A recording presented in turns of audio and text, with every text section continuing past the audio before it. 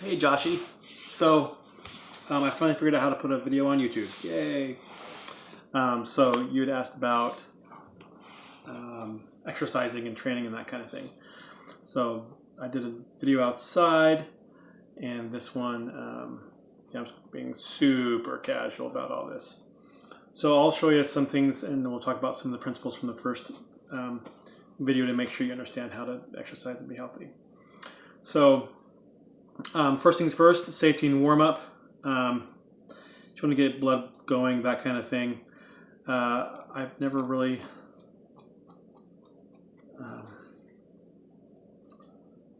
gotten too concerned about it. It's not really a super big deal, but you just want to make sure that you do it. Just something super basic. You want to exercise and stretch and sort of lengthen and activate your muscles. So if you're going to be working your legs, you want to make sure you stretch your legs, that kind of thing. So same thing with your arms. So just basic arm exercises, this kind of thing, whatever, stretching out. Same thing with your torso. You want to make sure that you stretch that. Because a lot of times it's the little muscles that you don't realize that you're exercising that you injure or stress out. The main thing is injury doesn't really happen very much. I've never really gotten injury from exercising. But you just want to make sure that you don't overwork part of you that you want to be able to work later on, because if you exercise yourself irresponsibly to the point right now where you can't do the same exercise later on, then it's better to, in the same way, it's better to be able to consistently repeat what you're exercising than to be able to do a whole bunch and then have to recover and then not do very much because you've exhausted, injured, or unmotivated yourself. So you want to be able to make sure that whatever you do for exercise, you can repeat it throughout the day or throughout any days. You're not going, oh gosh, I really need to recover or whatever. There's a difference between, wow, I feel energized, I feel exercised, I feel engaged, I feel like I've done something and I need to relax. There's a difference between that than, wow, I've gone too far or I've compromised myself. So you don't want to do any of that stuff. So anyway, I personally don't stretch in that sort of thing before I exercise. I'll do a little bit of exercise and then I'll stretch in the middle. And then I'll do some more exercise and I'll stretch at the end. So that's usually what I do. But as long as you're doing a full range of motion with your exercises, you don't need to worry too much. So you wanted me to give you some ideas on what to do, some exercises to follow. So I'll give you some examples and I'll introduce the philosophy of the exercise system that I use. So for example, if you want to exercise your chest and your shoulders and your back, you want to look good that way, it's freaking awesome. There's the push-ups, right? So for me, I'll do push-ups. And again, I'm not going to count to go to a number. I'm just going to do this, this example, whatever. You just go to whatever sensation in your body until you start to feel the burn in whatever muscles are being used. And that happens pretty easily with big muscles. So you'll feel burns in them. Whenever you feel a burn, whatever number that is, you're counting to count. You don't count to go to a number. You're just keeping record with your counting. You stop doing your long, big muscles, and then you do your stabilizer muscles, your supporter stuff. So I'm doing this linear motion. So my next motion would be to turn and twist my arms. And you can use weights on that. So after your big muscles have burned, you stop your linear motions, and then you do your rotation supporting muscles. So if you're doing curls, you got your bells or whatever it is, doing your thing. Once you feel a burn sensation, you stop and you rotate your arms with those weights. Okay, if you're doing push-ups, you're doing one motion with your shoulders, which is this way. When you're done, you rotate your shoulders with those. You grab weights or whatever, and you rotate your shoulders. Okay, you raise them up, you do your rotations. So that's very, very, very critical. Now, with smaller supportive muscles, you won't always feel a burn. So what you do is you just do them enough that you engage them. You don't want to exercise your small supportive articulation muscles until they burn, because you won't find out that they burn until later on. So you do your big muscles to burn, and then you do your supporter muscles just to engage them, and then you stop. Because you'll find out the next day if you worked enough or overworked your supporting muscles, particularly with crunches. So when you're doing crunches, for example, you do your normal, kind of knees up crunches. You do your thing, right? Then while you're doing your crunches, you move to your side like this, and you crunch this way to your side muscles. You do that either side. And then you also do it on your back. You're kind of supermaning it in a sense. So you go like this. So to exercise your back. Now, again, your smaller muscles that are in your abs and on your back, you won't feel as much of a burn with your back muscles, but you'll feel it more with your stomach muscles. So the moment you hit your burn sensation, you stop. Then you go to your stabilizers. Also, as far as your torso goes, planking is very good. And again, you don't plank for a certain amount of time. You just hold it, and then until you have the burning sensation, and then you stop. The reason for this is that your body is designed to exercise. Your body is designed to move.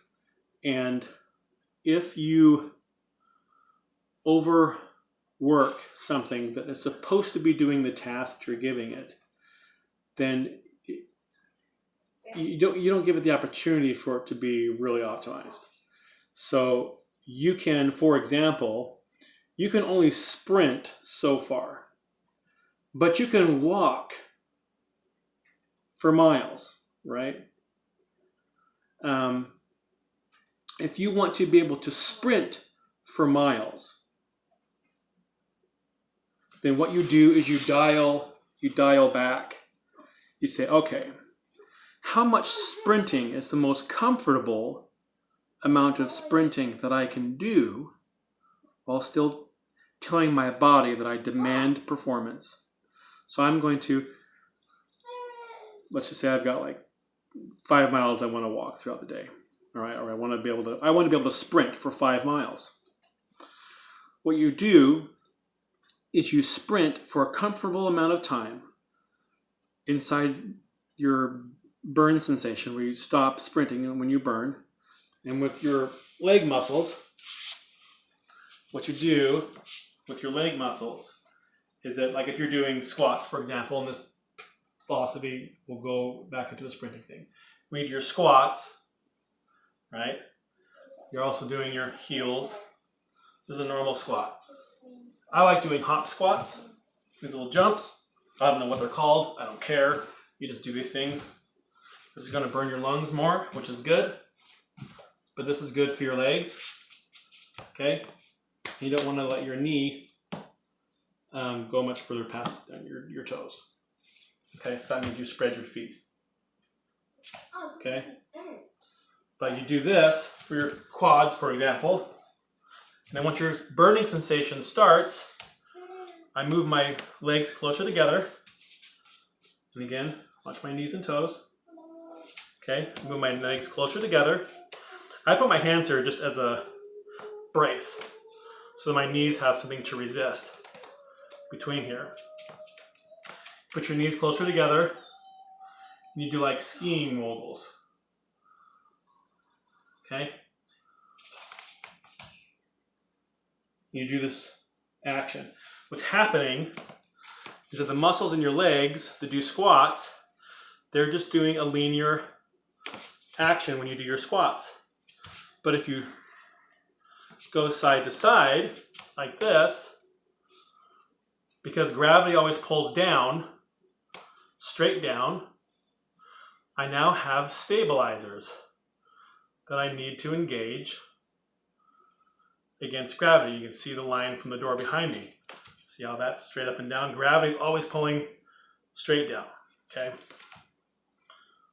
Or whatever it is. So this, well, you'll feel it in your leg. You'll feel the muscles twist. You'll feel them happen all over the place. So once you get a burning sensation in your legs, the next thing you do is you shake it out. So once you're done with that, you relax your leg, put most of your weight on one leg, make sure this leg is relaxed. You grab it, shake it out. Same thing, grab it, shake it out. What that does is it helps your muscles relax, and it helps your recover time really well. It helps your muscles clean themselves out. Helps your lymphatic clean. It's fantastic. Oh, I also have this weird habit of holding my breath when I talk on videos. So, okay, that's something you do for leg exercises. We're still talking about the principle. So if sprinting, for example, if you want to be able to sprint for 5 miles, if you compromise yourself, if you harm your body, and if you go farther than it can safely perform, then it takes a longer amount of time for it to recover and reset, and you also have a bad emotional experience. You're like, oh my gosh, now it's so hard. You have to fight against now your motivation. So your body, when it exercises and is doing it right, when you're controlling it right, you won't have to convince it to do it, because it will produce the happy, feel-good chemicals when you're doing it right. You won't be going, your body will be, oh, you butt, what have you done to me? It'll be saying, yes, yes, yes, tell me more, let's do more. That's this chemical sensation that happens when you exercise properly.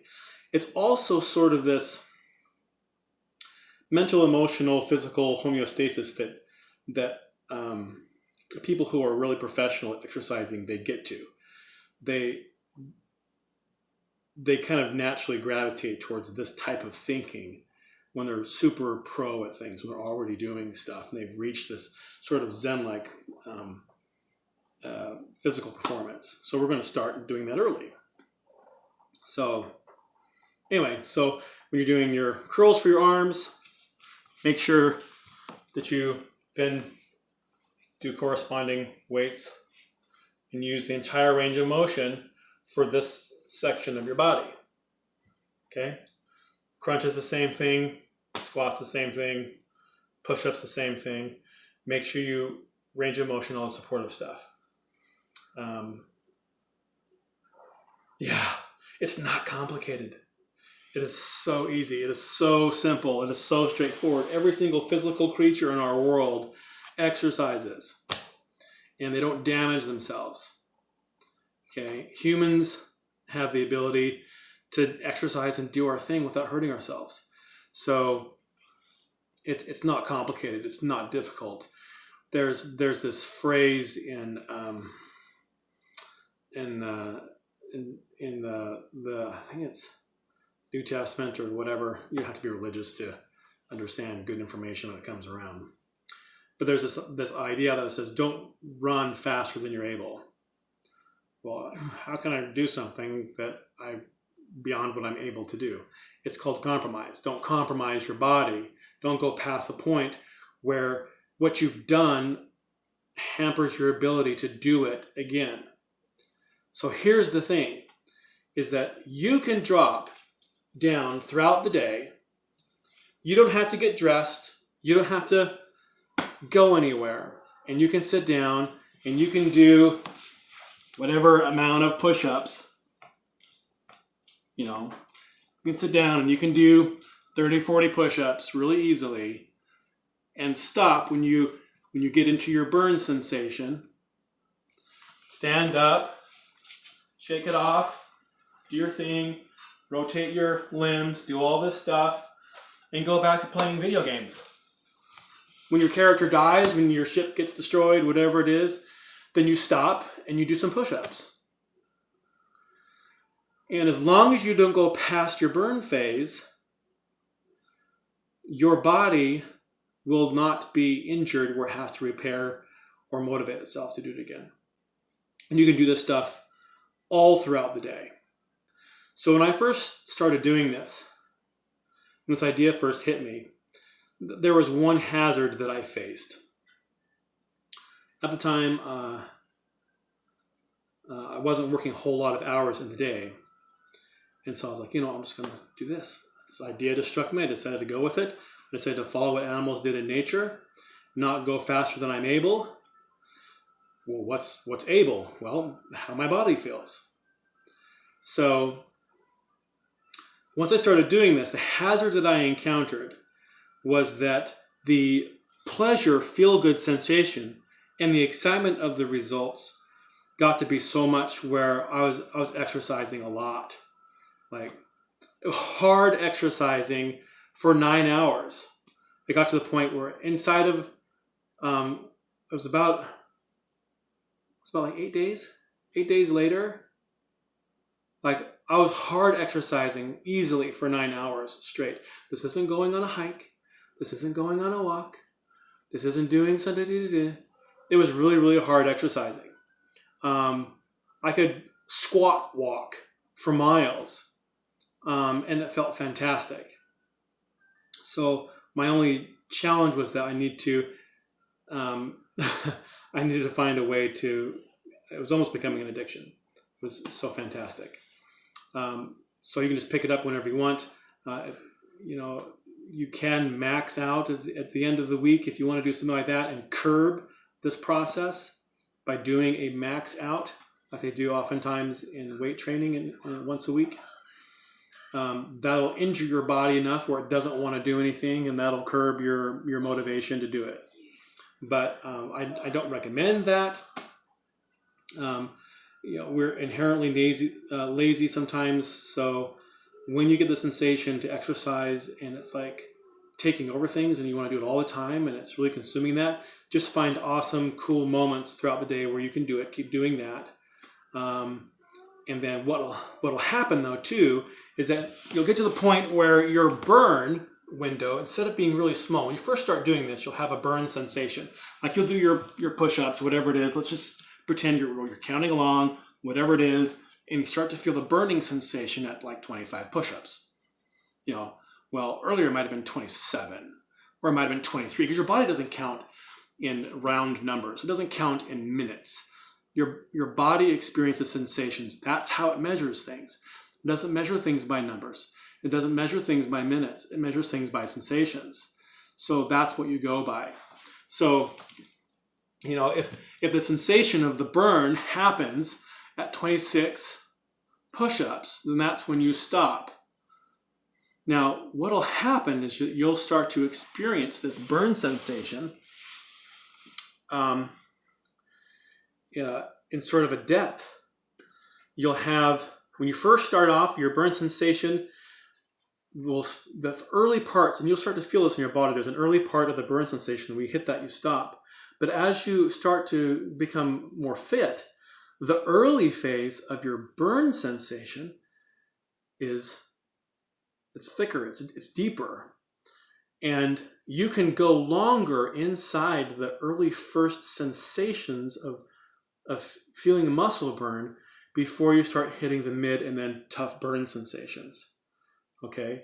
So, right when you first start off doing your exercising, let's just pretend you're doing your push-ups and you start feeling that burn, that's when you stop. But when you're more adept at this and you're healthier, that sensation that happens at the beginning might last for 5 or 10 or 20 more push-ups, where it's still that fresh sensation that your body's putting out of like, hey, I'm being exercised, I'm being engaged, this feels good, I'm being used, I'm being challenged, but I'm not being compromised and I'm not being injured. That is what happens in that first burn phase. And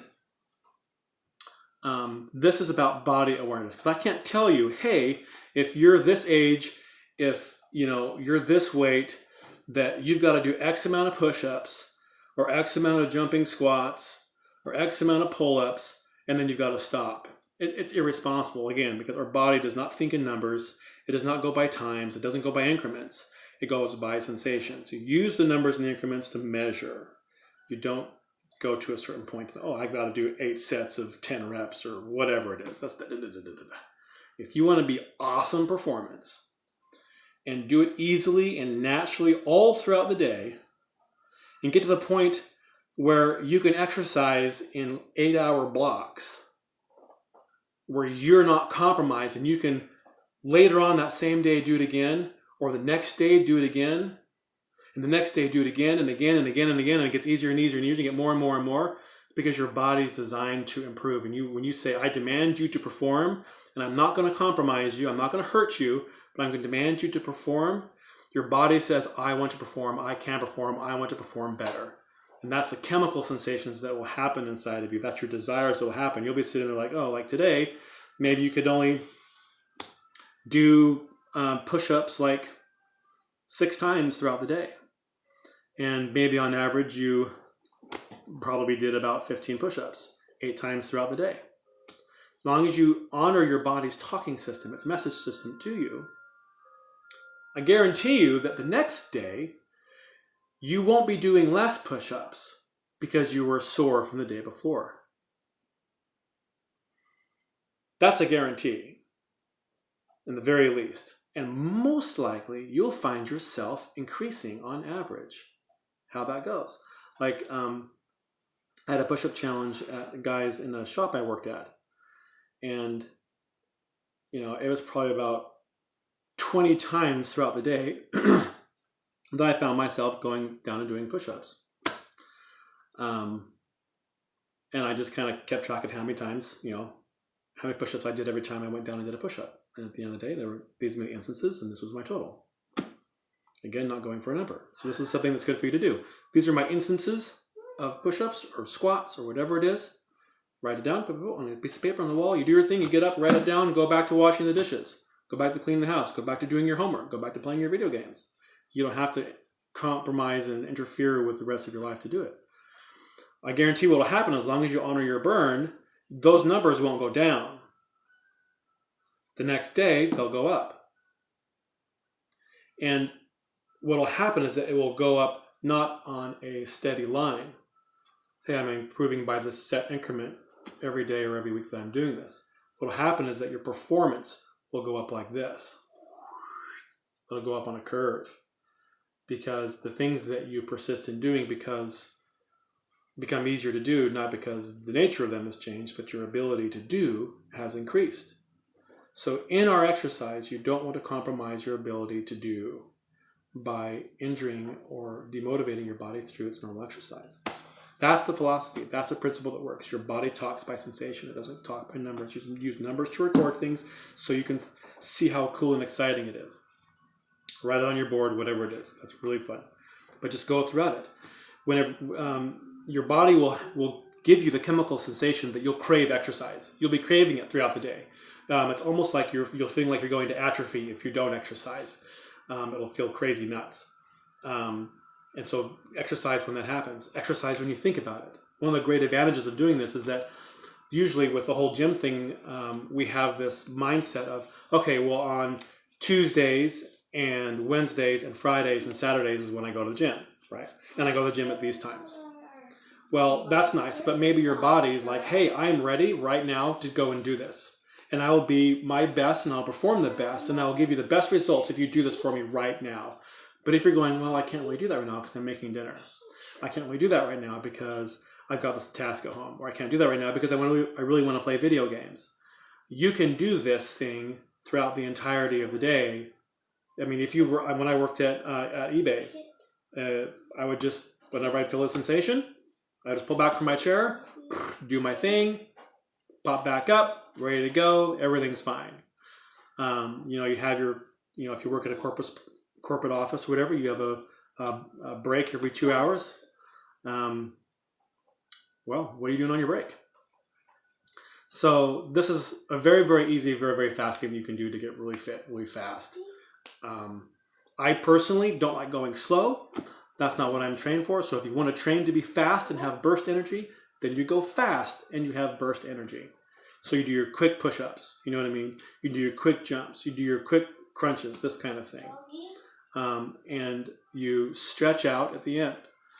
And I mean, dude, you know all about stretching, so I'm not going to go into this thing. You do your stretch for like 10 seconds, right? And then you stretch and go do something else, right? And you hold it for 10 seconds. And then within a minute later, you come back and you do the same stretch again. Because your first stretch just warmed up your muscles and said, hey, we want to stretch. So your second stretch, in the same way of exercising, is the same way with stretching.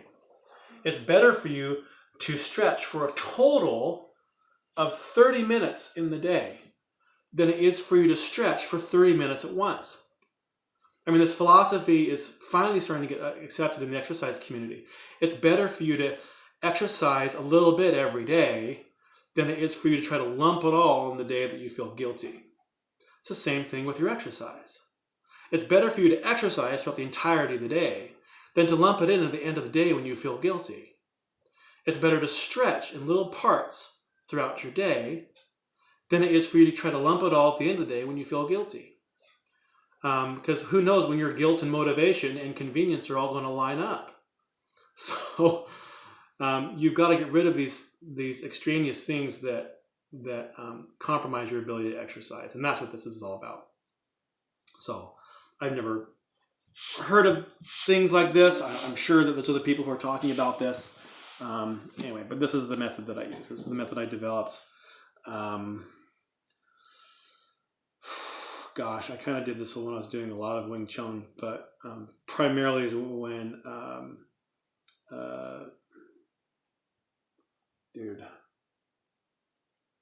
2012, I think, is when I started doing this. And I've been enjoying it ever since.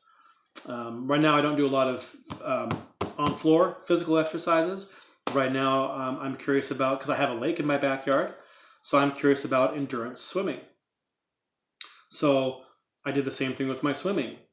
I went out into the water and I thought, you know what? Instead of trying to exert myself as much as I can, what's the least amount of exertion that I can do to still get as much results as I can? So I'm trying to be mechanically efficient, right? What's the least amount of effort that I can do to still stay afloat and still progress at as fast as a speed that I can while staying afloat, but also using as little energy as I can. And that's when I figured out, and it turns out I think it's a thing, of endurance swimming. I can swim non-stop in the lake out back for hours. Hours. And it's not just me, floating around and no. I can swim for hours. It's fantastic. I love it. So that's what I'm doing. So probably when the colder weather starts, although I'm working on a technique to actually make me be able to endure really cold weather. So perhaps, who knows, maybe when the cooler weather comes around, then I'll go back to floor exercises. So right now my interest is in endurance swimming. So this is what you do with your exercise. You don't go by someone's list of all the things that you should be doing.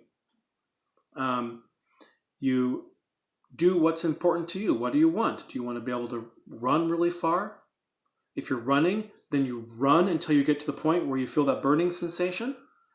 You stop running, you shake your muscles out, and you walk. And then when you're feeling energized and good, and you're feeling like your muscles are feeling clean, and you feel like they'll feel re-energized, then that's when you run again. And you run until that burning sensation happens. You stop, you do your stabilizer muscle bit with your legs, right, or whatever. You shake your muscles out and you walk. You don't push it.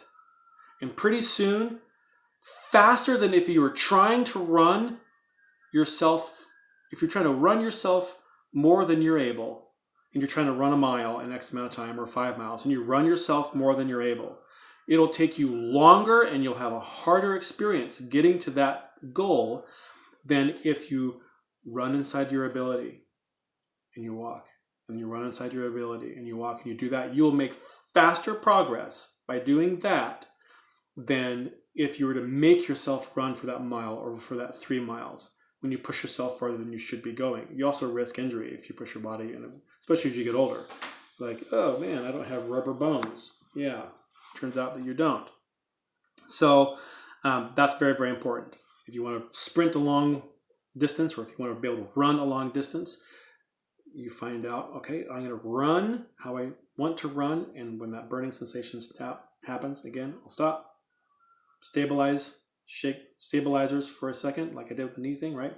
Or just shake your muscles out, and then we're gonna walk the rest of the way, and your body will say, "Hey, wow, this was a great experience. You demanded to perform. It's my job to increase my performance, and you didn't injure me, so I'm going to do better. How about that?" That philosophy and that principle is so true in everything else in life. It's true in all of your relationships, particularly to yourself and to other people around you too. So you know what true principles are when they work in so many things, and that's how your body works too. So anyway, love you, buddy. And yeah, that's the Joseph Tuttle exercise method, whatever. So I played with a name calling it Sammy, Stay at Home Mom, SAHM, Sam, Stay at Home Mom exercise, whatever. So that's it. Knock yourself out. Enjoy. Text me if any questions that you have, and I'll do that. If later on, if you want me to do another video showing certain exercises or whatever, that's fine. It doesn't really matter what exercises that you do, as long as you exercise your long muscles first and then their corresponding stabilizer muscles. The burning sensation happens on the long ones. It doesn't happen so much with the smaller and stabilizing ones. So you engage them to the point where you feel like you've been engaged, and you back off and you wait until the next day to see how you've done. Because if you drop down, for example, and you do 1,200 crunches, and your body can handle that today, you want to see how it's doing tomorrow, because you want to be able to do at least 1,200 crunches tomorrow. That's how you know that what you're doing is inside your proficiency, your efficiency range. If you can do the same thing later on today, or if you can do the same thing tomorrow without compromise, you know that you're in your zone. So if you want to do 1,200 push-ups or 1,200 crunches today, then make sure when tomorrow comes around, you are not compromised to do 1,200. If you did 1,200 today because you had a hard time feeling your burn, or you wanted to show off or be cool, and tomorrow rolls around and you're like, oh crap, what have I done? You did too much. So that's a good thing to go by. Okay? Anyway, love you again. Fist bumps. Take care.